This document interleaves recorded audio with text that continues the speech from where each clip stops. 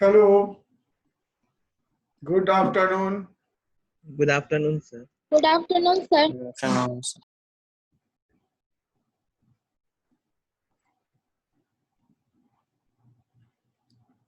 So we are talking about periodic table, and I told that we have completed periodic table in which we have studied history of periodic table, Mendeleev's periodic law and the table, its advantage and limitations, Moseley's X-ray experiment, modern periodic law and table, long form of periodic table, and finally ultra modern periodic table, that is IUPAC table, classification of elements on the basis of electronic configuration in S, P, D and F blocks, and again classification based on properties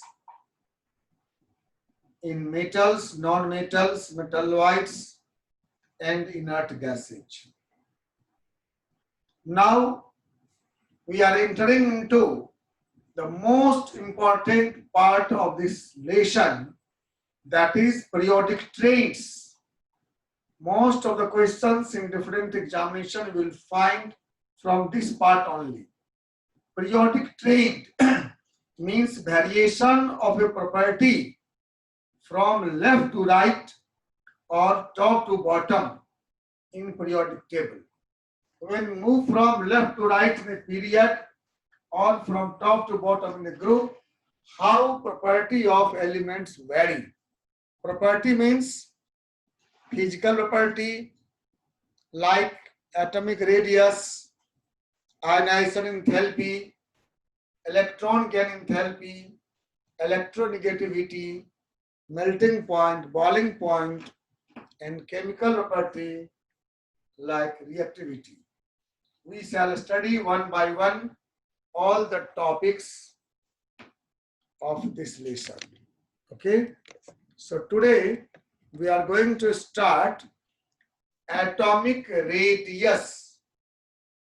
I hope this term is well known to you. Atomic radius. You know, atom is a spherical. So what will be its radius? Radius is distance between the nucleus and outermost orbit of an atom is called atomic radius.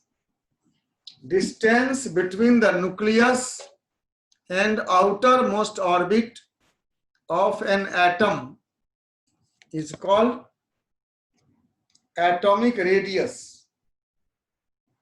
But actually we don't know atomic radius of any atom. सच यही है कि हम किसी भी element का atomic radius जानते नहीं हैं। क्यों नहीं जानते हैं? हम एटॉमिक रेडियस क्यों नहीं जानते हैं? पता है आप लोगों को? क्योंकि दो कारण हैं। एक तो एटॉमिक रेडियस इतना छोटा है कि उसको मेजर करना बहुत कठिन है। आपको तो मालूम ही होगा, रेडियस 10 पावर -13 के रेंज में, 12 के रेंज में आता है, पिकोमीटर में आता है। इसलिए रेडियस नापना पॉसिबल नहीं है। दूसरा कारण है कि आपने पढ़ा है एटॉमिक स्ट्रक्चर का मॉडल, उसमें आपने क्या पढ़ा? ध्यान दीजिए, आपने पढ़ा कि इलेक्ट्रॉन क्लाउड के रूप में रहता है, पढ़ा ना, याद है? इलेक्ट्रॉन क्लाउड के रूप में रहता है। तो क्लाउड का कोई बाउंड्री नहीं होता है, क्लाउड का कोई बाउंड्री नहीं होता है। ये देखिए आपके स्लाइड में एक एटम का फोटो दिख रहा है, दिख रहा है? एटम का फोटो दिख रहा है? Yes sir. Yes sir. ये क्या है? ये क्लाउड है, ये धीरे धीरे फैलता जा रहा है। सीमा कहाँ होगी? ऐसा कोई बाउंड्री नहीं है। तो फिर हम कहां तक मेजर करेंगे? तो प्रोबेबिलिटी डेंसिटी है, मालूम है आपको? प्रोबेबिलिटी है। ये दो कारणों से हम एटॉमिक रेडियस को मेजर नहीं कर सकते।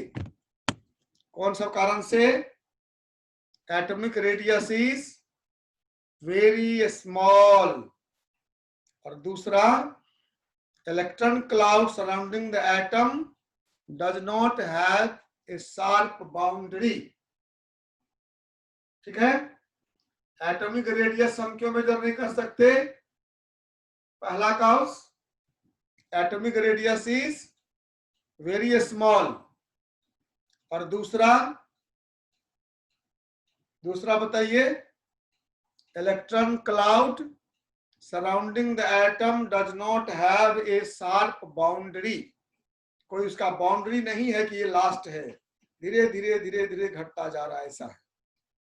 इसलिए हम किसी भी एटम का एक्चुअल एटॉमिक रेडियस नहीं जान सकते, आज तक नहीं जानते।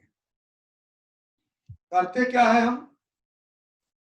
हम करते क्या है? देखिए, हम दो एटम के न्यूक्लियस के बीच का डिस्टेंस मेजर करते हैं। क्या करते हैं? दो एटम के न्यूक्लियस के बीच का, एक एटम ये मान लो है, दूसरा एटम ये है, हम इस दोनों के बीच का डिस्टेंस ये हम मेजर कर सकते हैं। तो आप जानते हो न्यूक्लियस तो फिक्स्ड है, न्यूक्लियस तो क्लाउड के जैसा नहीं है। तो हम दो एटम के बीच के न्यूक्लियस को मेजर कर सकते हैं। अगर ये दो एटम भी इस तरह से सट जाते आपस में केवल, तब कोई प्रॉब्लम नहीं था, तो भी हम जो डिस्टेंस नाप लेते उसको हाफ कर देते, वो एटॉमिक रेडियस हो जाता। लेकिन ऐसा भी नहीं होता है, ये दो एटम बिल्कुल इस तरह से टच नहीं करते हैं। इसलिए हम डिफरेंट मेथड से रेडियस निकालते हैं, और हम रेडियस को 3 भाग में बांटते हैं। दिख रहा आप लोगों कौन कौन है? पहला कौन है? पहला कौन है? Covalent radius. Covalent radius. Covalent radius. दूसरा मेटलिक रेडियस, और तीसरा वान डेर वाल। So whenever we are talking about radii of atoms, we shall talk about 3 types of radii. कौन कौन? Covalent radius, metallic radius and van der Waals radius. ठीक है? चलिए अब आइए, कोवैलेंट रेडियस क्या होता है? आपने कोवैलेंट बॉन्ड का नाम तो सुना होगा, सुने हैं covalent bond? Yes, sir. Covalent bond जो ऑर्बिटल के ओवरलैप से बनते हैं। ओवरलैप, एक एटम दूसरे एटम पर ऐसे ओवरलैप कर जाता है, तो हम इस ओवरलैप्ड एटम के ये न्यूक्लियस के बीच का डिस्टेंस निकालकर उसका हाफ करते हैं। तो देखो ना, ये एक्चुअली छोटा हुआ कि नहीं? एटम न्यूक्लियस से यहां तक है, और हम ये निकाल पाए, ये हाफ। आपके स्लाइड में फोटो दिख रहा है, देखिए ये न्यूक्लियस, दो न्यूक्लियस हैं। हम इस दोनों न्यूक्लियस के बीच का डिस्टेंस निकालते और उसको हाफ करते हैं, जबकि एटम तो यहां से यहां तक है ना, और हमको यही इतना ही वैल्यू आता है। So covalent radius is always smaller than the atomic radius. ठीक है, डेफिनेशन क्या होगा? Covalent radius is half of the distance between nuclei of two atoms bonded together by a single covalent bond। दो atom single covalent bond से जुड़े हुए हैं, उनके बीच न्यूक्लियस के बीच के डिस्टेंस का हाफ कोवेलेंट रेडियस है। दो न्यूक्लियस के बीच के डिस्टेंस को हम लोग इंटर न्यूक्लियर डिस्टेंस भी कहते हैं। इसी को आगे हम लोग बॉन्ड लेंथ बोलेंगे। ठीक है, तो दो एटम जो सिंगल बॉन्ड से जुड़ा हुआ है, सिंगल कोवेलेंट बॉन्ड से, उन दोनों के न्यूक्लियाई के बीच के डिस्टेंस का half covalent bond, single covalent bond से जुड़े हुए दो एटम के न्यूक्लियस के बीच के डिस्टेंस का हाफ कहलाता है। क्या कहलाता है? Covalent radius. एक एग्जांपल दिया हुआ है कि क्लोरीन एटम के न्यूक्लियस के बीच का डिस्टेंस 198 pm है, तो बताइए उसका रेडियस कितना होगा? 198/2 मतलब 99 pm। समझ में आ गया? Covalent radius is half of the distance between the nuclei of two atoms bonded together by a single covalent bond। Single covalent bond से जुड़े हुए दो एटम के न्यूक्लियस के बीच की दूरी का आधा, ये है कोवेलेंट रेडियस। ठीक है, एनी क्वेश्चन? और याद रहेगा covalent radius is always smaller than the actual radius. Now come to metallic radius. आपको मालूम है मेटल मॉलिक्यूल नहीं बनाते, मेटल तो क्लस्टर्स बनाते हैं, क्रिस्टल बनाते हैं। उस मेटेलिक क्रिस्टल में जो मेटल एटम हैं, फिर वही बात है, उनके न्यूक्लियस के डिस्टेंस का हाफ। मेटल क्रिस्टल में दो एडजेसेंट एटम के न्यूक्लियस के बीच के डिस्टेंस का हाफ कहलाता है metallic radius. Half of the inter nuclear distance between two adjacent metal atoms in the metal crystal। जैसे आयरन का रॉड है या कॉपर का टुकड़ा है, सोडियम का कोई टुकड़ा है, उसमें दो अगल बगल जो एटम हैं उनके न्यूक्लियस का डिस्टेंस माप लेते हैं और उसका हाफ को कहते हैं हम लोग मेटेलिक रेडियस। कोई दिक्कत? मेटल क्रिस्टल में दो नजदीकी एटम के न्यूक्लियस के बीच के डिस्टेंस का हाफ मेटेलिक रेडियस है। ये दो फिगर आपके स्लाइड में देखिए, ये यहाँ दो न्यूक्लियस हैं, इनके बीच का जो डिस्टेंस होगा उसको मेजर करके हाफ कर देंगे। ये सोडियम के दो एटम हैं, ये इसका न्यूक्लियस पहला एटम का, ये दूसरा एटम का, दोनों के बीच का डिस्टेंस मेजर कर लिए, उसको हाफ कर दिए, ये हो गया सोडियम एटम का न्यूक्लियस।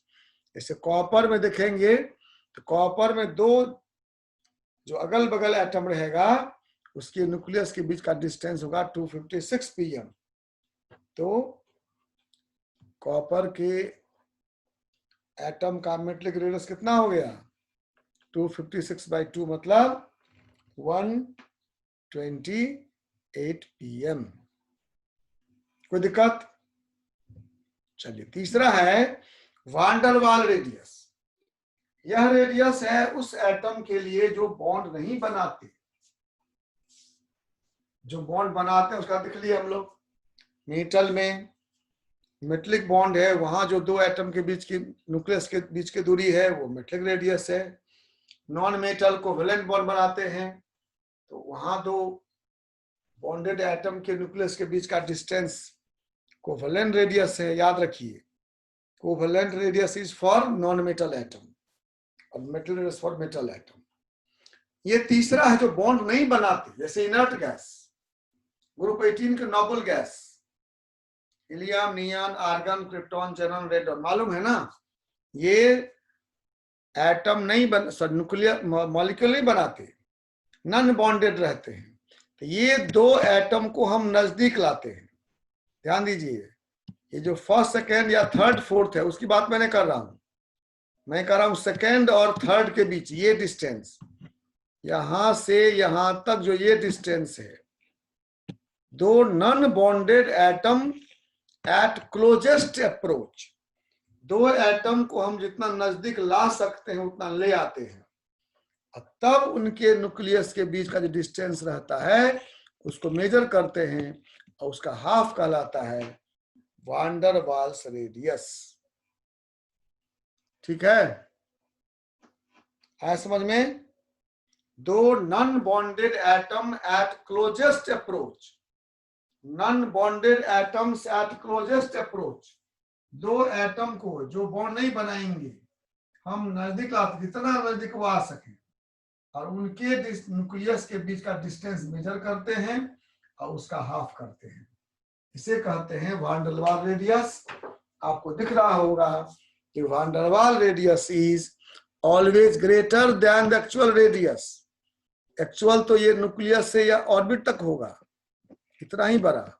ये निकला यहां से यहां तक, ये निकला। ठीक है, आई बात समझ में। वान डेर वाल्स रेडियस क्या हुआ? दो non bonded atom at closest distance. Closest मतलब जितना नजदीक आ सकता है उतना नजदीक लाते हैं और उस दोनों के न्यूक्लियस के बीच का डिस्टेंस मेजर करके हाफ करते हैं। ठीक है, तो अभी तक हम लोग तीन बात पढ़े, चार बात पढ़े। पहला पढ़े कि एटॉमिक रेडियस एक्चुअल रेडियस को मेजर नहीं कर सकते, दो कारण से। पहला, रेडियस बहुत स्मॉल है, और दूसरा, इलेक्ट्रॉन क्लाउड का कोई बाउंड्री नहीं। इस रेडियस को हम तीन तरह से नापते हैं। नॉन मेटल में सिंगल कोवेलेंट बॉन्ड से जुड़े हुए दो एटम के बीच के न्यूक्लियस का डिस्टेंस का हाफ करते हैं।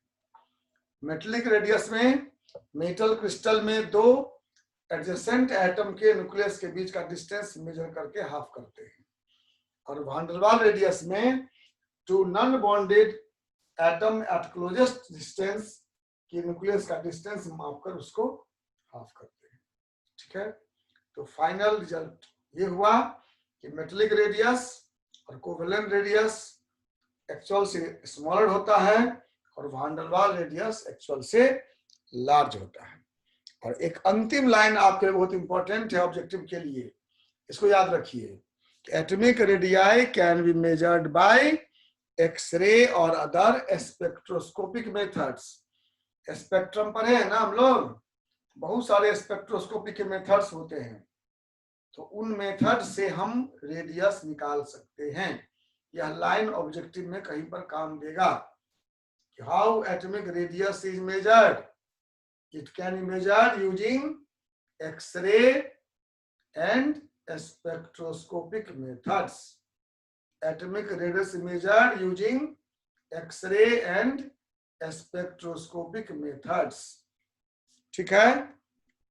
Any problem? चलिए, अब हम लोग देखते हैं पीरियोडिक ट्रेंड। पीरियोडिक टेबल में जब हम जाएंगे लेफ्ट टू राइट या टॉप टू बॉटम, तो एटॉमिक रेडियस का वेरिएशन कैसे होगा?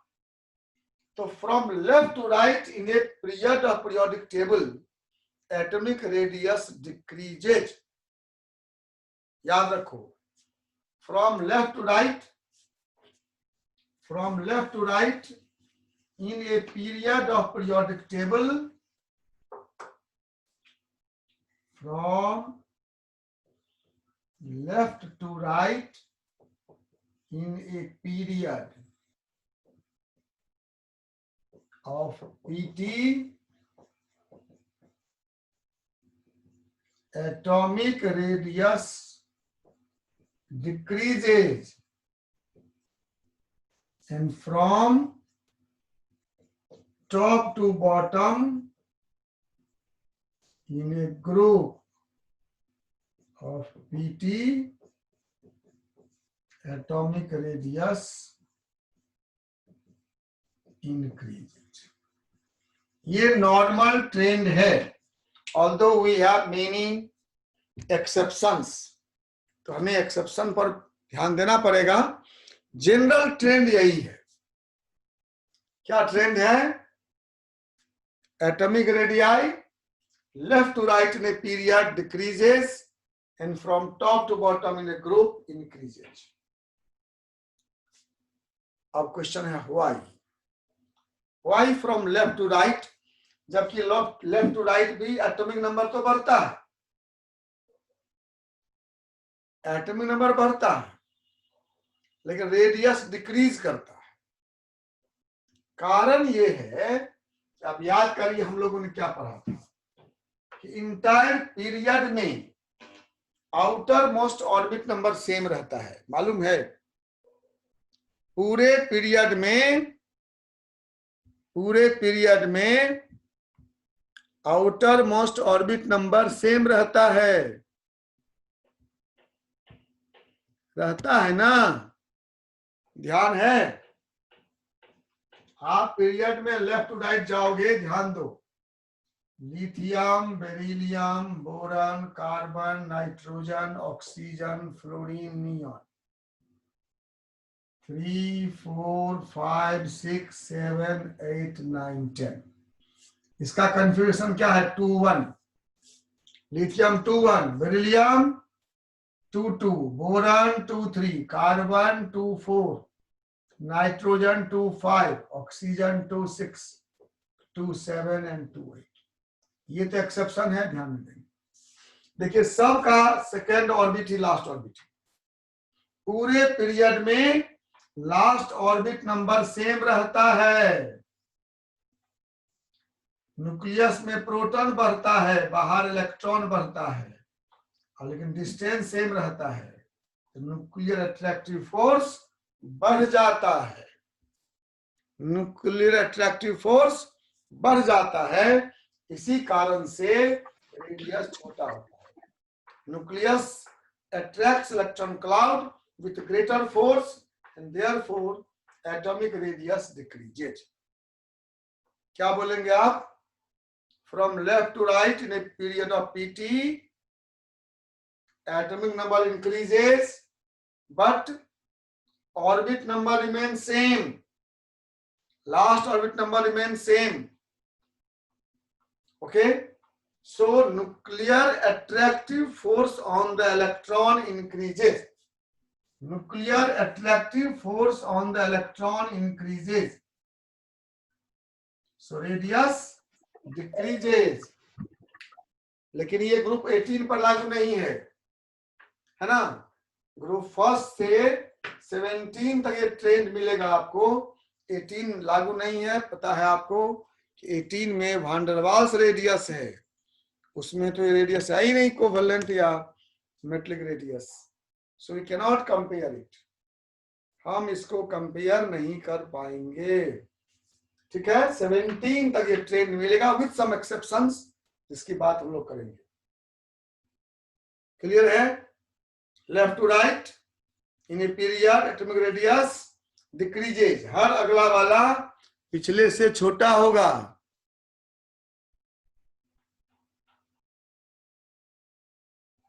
हर अगला वाला पिछले से छोटा होगा। राइट वाला लेफ्ट से छोटा होगा, हर राइट वाला लेफ्ट वाले से छोटा होगा। ठीक है। और जब टॉप टू बॉटम आएंगे तो top to bottom atomic radius increases, from top to bottom atomic radius increases. ऐसे क्यों? देखो लिथियम में क्या है 21, सोडियम 281, पोटासियम 2881, रुबिडियम 1881,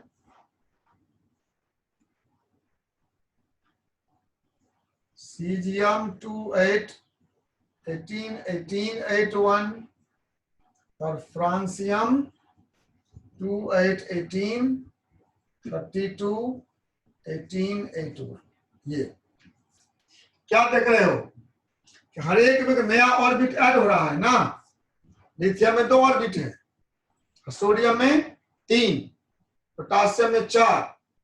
तो देखिए लिथियम में 2 ऑर्बिट है, सोडियम में 3, पोटासियम में 4, रुबिडियम में 5, सीजियम में 6। ऐसे क्या हो रहा है? एक ऑर्बिट नया जुड़ रहा है। तो कॉमन सेंस की बात है, एक नया ऑर्बिट ऐड हो रहा है तो रेडियस क्या होगा? Radius will increase, radius will increase, radius बढ़ेगा। एक और कारण है, एक कारण यह है कि भीतर जो इलेक्ट्रॉन हैं ये न्यूक्लियर चार्ज को कुछ सील्ड कर लेते हैं। सील्ड मतलब इसके प्रभाव को कम कर देते हैं, यहां तक नहीं पहुंचने देते। इस कारण भी न्यूक्लियर फोर्स आउटर इलेक्ट्रॉन पर कम रहता है। न्यूक्लियर फोर्स कम रहता है, इलेक्ट्रॉन क्लाउड थोड़ा सा एक्सपेंड कर जाता है। ये बात भी आप ऐड कर सकते हैं इसमें, ठीक है। तो 2 कारण हुए क्या sir? From top to bottom में एक कारण हुआ कि new orbit is added at each step, हर स्टेप पर नया ऑर्बिट ऐड हो रहा है।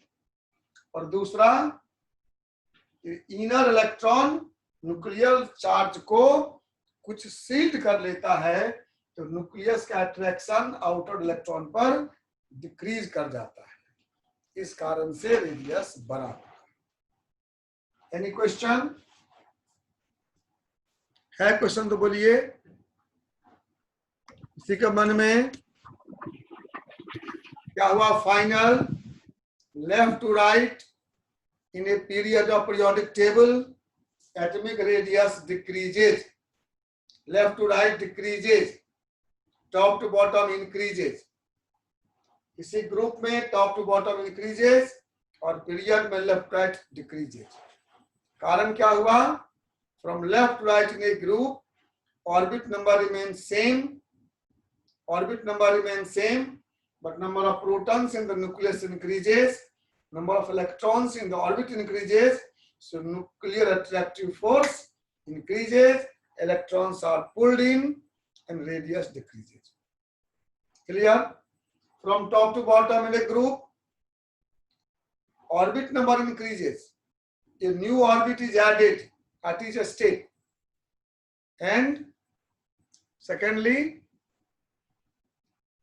inner electron sealed the nuclear charge, and so effect of nuclear charge on outer electron is lesser, electron cloud expands, radius increases। हम आपके लिए 2 table आपको दिखा रहे हैं, उस टेबल को देखिए बहुत गौर से, आपको पता चल जाएगा कि how atomic radius varies in the from left to right and from top to bottom in a period of, ये देखिए दिख रहा है HLI NA KRB क्या हो रहा है? धीरे धीरे साइज बड़ा हो रहा है ना, सब में देख लो साइज जनरली बड़ा हो, कहीं का एक्सेप्शन है इसमें। और लेफ्ट टू राइट देखो क्या हो रहा है, हर राइट वाला लेफ्ट वाले से छोटा है ना, है ना? तो from top to bottom atomic radius decreases, but from left to right atomic radius, left to right atomic radius decreases and top to bottom it increases. दिख रहा है increases? देखो गौर से, साइज बना हुआ है जन कैसे बढ़ता घटता है। इसमें कुछ एक्सेप्शन है। ये जो पीरियड 4 के एलिमेंट है, जैसे गैलियम है, जर्मीनियम है, इसका साइज तो कुछ छोटा होता है, और 6 और 7 के बीच गैप भी कुछ कम होता है। लेकिन जनरल ट्रेंड यही है कि left to right atomic radius decreases and top to bottom atomic radius increases. ठीक है, इसी टेबल को यहां देखिए वैल्यू दिया हुआ है। इस वैल्यू में देखो गैलियम का रेडियस अल्युमिनियम से स्लाइटली स्मॉलर है, क्योंकि यहां पर डी ऑर्बिटल आता है, और हम लोग पढ़ेंगे आगे कि डी ऑर्बिटल का सील्डिंग पावर कमजोर होता है, न्यूक्लियर चार्ज को सील्ड अच्छा से नहीं कर पाता है, इसलिए nuclear attractive force outer electron पर बढ़ जाता है, रेडियस छोटा हो जाता है। ध्यान दीजिए, डी और इलेक्ट्रॉन, ये जो डी में इलेक्ट्रॉन होंगे थर्ड ऑर्बिट में, इनका सील्डिंग पावर कमजोर है, न्यूक्लियर चार्ज को रोकने की शक्ति कमजोर है, तो न्यूक्लियस के चार्ज को ये रोक नहीं पाएंगे, इसका प्रभाव यहाँ पर क्या होगा? सर फिजिक्स में जाए सर। प्रभाव क्या होगा? बढ़ जाएगा ना। जैसे आप वर्षा में छाता लेके चलते हो, तुम्हारा छाता फटा हुआ हो तो पानी को रोक नहीं पाएगा, तुम भीग जाओगे ना, जल का प्रभाव ज्यादा हो जाएगा ना। तो ये डी इलेक्ट्रॉन और एफ इलेक्ट्रॉन का सील्डिंग पावर कमजोर होता है। Shielding power means nuclear charge को रोकने की शक्ति, न्यूक्लियर चार्ज को रोकने की शक्ति इनकी कमजोर होती है। ये न्यूक्लियर चार्ज को अच्छा से रोक नहीं पाते हैं, रोक नहीं पाए तो इसका प्रभाव क्या हुआ? न्यूक्लियस के चार्ज का प्रभाव इलेक्ट्रॉन पर क्या होगा? ज्यादा ना। तो न्यूक्लियस अधिक बल से इलेक्ट्रॉन खींचेगा, खींचेगा तो रेडियस थोड़ा सा छोटा हो जाएगा। इसको फिर हम लोग पढ़ेंगे बाद में डिटेल में, जब सील्डिंग पढ़ेंगे उसके बाद। अभी यही इतना बात हमको कहना था। क्या सब? Left to right atomic size decreases because nuclear attractive force on the electron increases. Top to bottom atomic size increases because two reasons. First, orbit number increases, and second, nuclear attractive force decreases. Nuclear attractive force decreases. क्यों decreases? Due to shielding of nuclear charge by the inner electron. Shielding of nuclear charge by the inner electron. ठीक है? कोई दिक्कत है तो बोलिए। अब आप लोग इस टेबल का जितना प्रॉपर्टी पढ़ाएंगे वेरिएशन, उसमें वेरिएशन एंड एक्सेप्शन, इस दोनों को पढ़ना है, वेरिएशन और एक्सेप्शन। इसी से क्वेश्चन आएगा, और एक दो क्वेश्चन पक्का आएगा। और दूसरा, ये पढ़ाई अदर चैप्टर में भी आपको काम देगा। ठीक है? जो समझे अच्छा है, नहीं तो फिर से घर पे जाके पढ़िएगा वीडियो को, और फिर क्वेश्चन हो तो मैं रोज कहता हूं आप वीडियो के कमेंट बॉक्स में लिख सकते हैं, मैं जवाब दे दूंगा, या व्हाट्सएप पर लिख सकते हैं, या अगले क्लास में कल पूछ सकते हैं। ठीक है? क्वेश्चन खूब पूछिए तो आपको अधिक लाभ होगा हमारे क्लास से। ठीक है? और जो लोग वीडियो को सब्सक्राइब नहीं किए हैं, सब्सक्राइब कर लीजिए, और अच्छा लगता है तो अपने फ्रेंड्स को शेयर करिए, फॉरवर्ड करिए। एनी क्वेश्चन मोर?